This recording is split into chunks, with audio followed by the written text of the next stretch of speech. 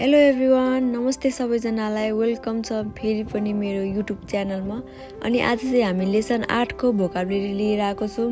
Lesson 8 मा चाहिँ एकदमै तपाईहरुले याद गर्नै पर्ने, सम्झिनै पर्ने मिनिङहरु छ। कृपया भिडियोलाई अन्तिमसम्म हेरेर साथ दिनु होला है त।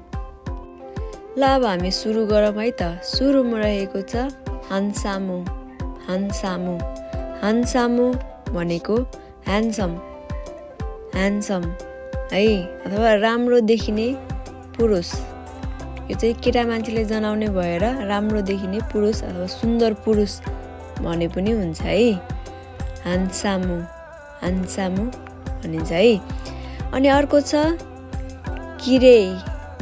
किरेई किरेई भनेको चाहिँ ब्युटिफुल अथवा सफा सुन्दर है, सफा सुन्दर। यो चाहिँ केटी मान्छेलाई जनाइन्छ है, बढी जसोमा केटी मान्छेलाई। किराइना हितो देश भनेर केटी मान्छेले जनाइन्छ है, सफा त सुन्दर है त। त्यसै गरी फेरि अर्को छ सिजुखा।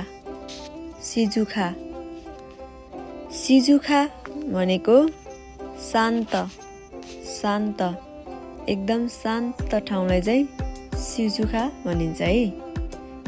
सिजुखा है त। अनि अर्को रहेको छ निगियाखा।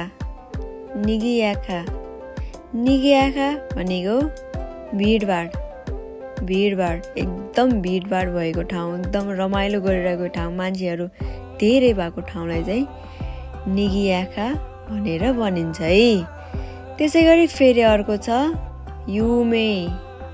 युमे युमे भनेको फेमस, प्रसिद्ध, एकदम फेमस ठाउँहरू है, एकदम फेमस, एकदम चर्चित ठाउँहरू है, चर्चित ठाउँहरू, फेमस ठाउँहरूलाई चाहिँ युमे भनिन्छ है। यो ठाउँलाई मात्र होइन, फेरि मान्छेले पनि हुन्छ है, मान्छेहरूले पनि एकदम फेमस मान्छेहरूले पनि, जस्तै हिरो हिरोइनहरू एकदम फेमस, एकदम चर्चित छ नि त, तिनीहरूलाई पनि युमे लाग्छ है त।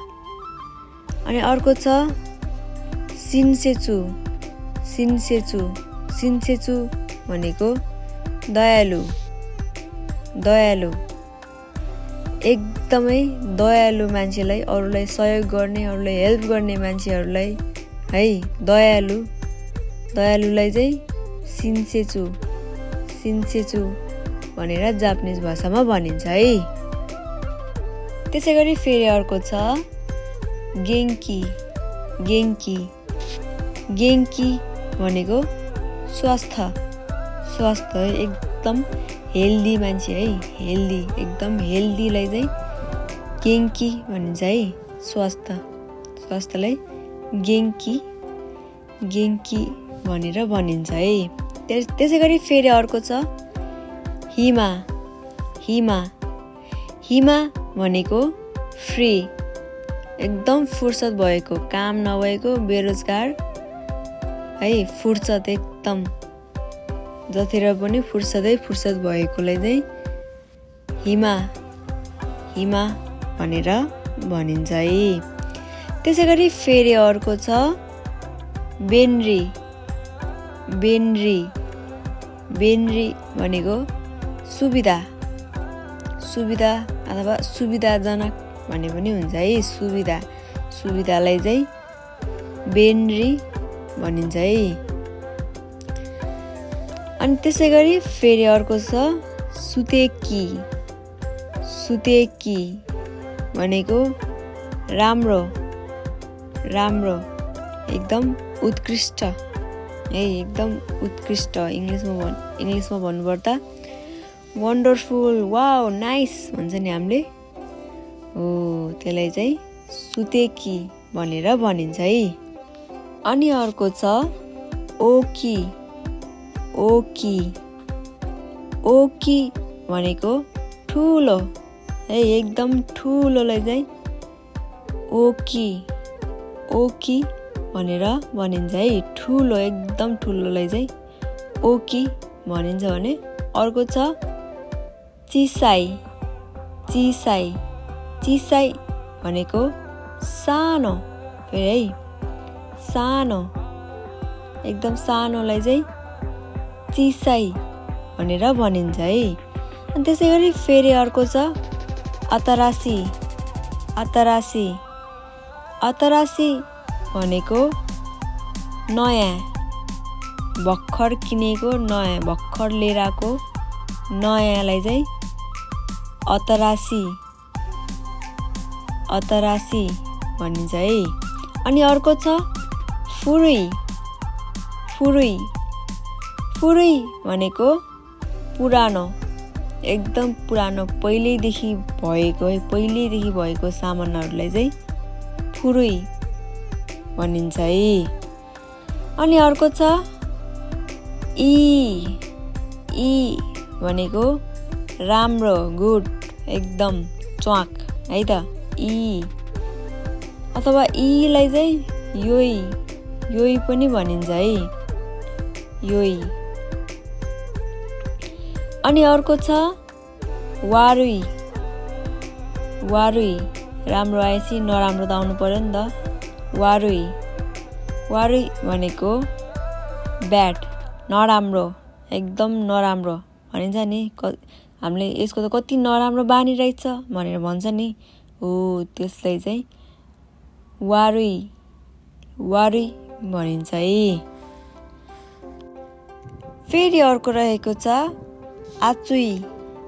आचुई आचुई भनेको तातो, एकदम तातो चिजलाई चाहिँ आचुई भनेर भनिन्छ है। अनि अर्को छ चुमेताई।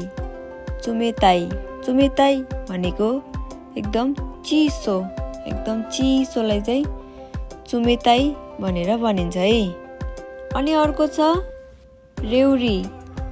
रेउरी रेउरी भनेको खाना अथवा परिकार, खाना परिकार जे भने पनि हुन्छ है। रेउरी रेउरी भनेर भनिन्छ जापानिज भाषामा चाहिँ है त। अनि अर्को छ नोमिमोनो। नोमिमोनो नोमिमोनो भनेको ड्रिङ्क अथवा पेय पदार्थ, पेय पदार्थ अथवा पानी, जुस, जुन चाहिँ अब हामीले पिउने कुराहरू हुन्छ नि, हो तिनीहरूलाई चाहिँ नोमिमोनो भनेर भनिन्छ है। त्यसै गरी फेरि अर्को छ मिजु।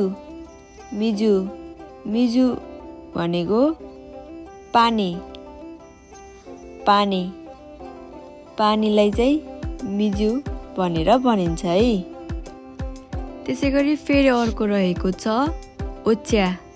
ओच्या ओच्या भनेको चिया, हामीले पिउने चिया, बिहान उठेर पिउने चियालाई चाहिँ ओच्या भनिन्छ है। अनि अर्को छ कोही। कोही कोही भनेको कफी, यो त सबैलाई एकदम थाहा भएकै कुरा हो है त, कोही। अनि अर्को छ बिरु। बिरु बिरु भनेको बियर, बियर, हामीले पिउने बियरलाई चाहिँ बिरु भनेर भनिन्छ। यो एकदम सजिलो शब्दहरू छ है यिनीहरू चाहिँ। अनि फेरि त्यसै गरी अर्को रहेको छ साकुरा। साकुरा साकुरा भनेको साकुरा फुल, अन्त ठाउँमा त खासै पाइँदैन, यो जापानमा चाहिँ पाइन्छ साकुरा फुल। अब सानगाछुमा फुल्ने साकुरा फुल, सेतो सेतो फुललाई सबैजनाले भिडियोहरूमा टिकटकहरूमा देख्नुभयो होला, हो त्यो फुललाई चाहिँ साकुरा भनिन्छ है। अनि अर्को छ यामा। यामा यामा भनेको पहाड, पहाड है, पहाड, ठुलो पहाड अथवा हिमाललाई पनि यामा, यामा नै भनिन्छ है, यामा। अनि अर्को छ माची। माची माची भनेको सहर, सहर है, सहरलाई चाहिँ माची भनिन्छ है। अनि अर्को छ ताबेमोनो। ताबेमोनो ताबेमोनो भनेको खानेकुरा, हामीले खाने कुरा है, खानेकुरालाई चाहिँ ताबेमोनो भनेर भनिन्छ है। अनि अर्को छ तोत्तेम्मो तोत्तेम्मो तोत्तेम्मो भनेको धेरै धेरै एकदम धेरै है धेरै।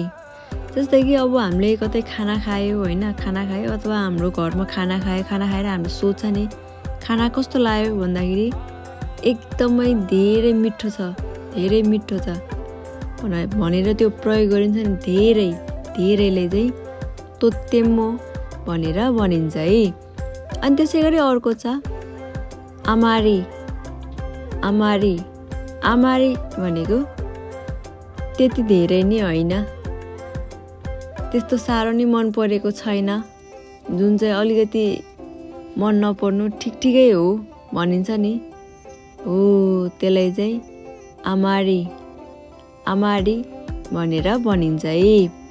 अनि अर्को छ सोसिते सोसिते सोसिते भनेको अनि अनि भन्ने शब्द है, अनि भन्छ नि, अथवा यसलाई सोसितेलाई साथसाथै साथसाथै भनेर पनि भनिन्छ है, साथसाथैलाई पनि सोसिते भनेर भनिन्छ है।